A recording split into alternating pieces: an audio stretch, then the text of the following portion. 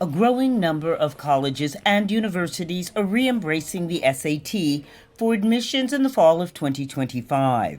Recent additions are the three elite schools, Yale and Harvard universities, and the California Institute of Technology. Priscilla Rodriguez at the College Board, the nonprofit that's administered the SAT for about a century, tracks the trend of schools returning to the exam.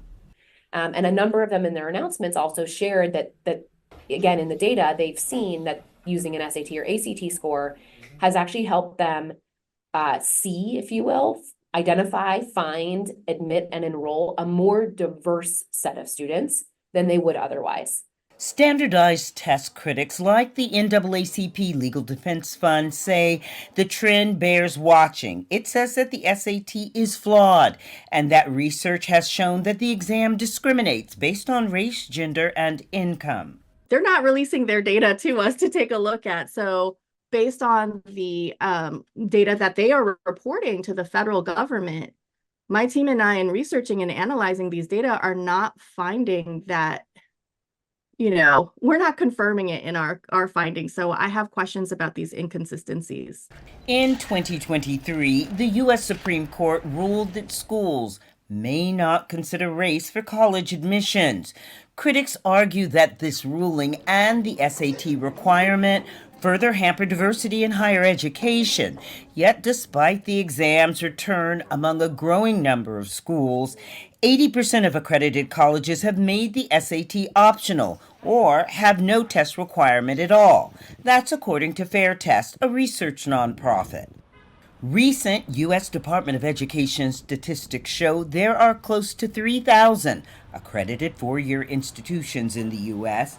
Of those, some top-tier schools like Columbia, Stanford, and Princeton universities remain test optional. And the University of California's flagship UC Berkeley and its 9 other campuses require no SAT.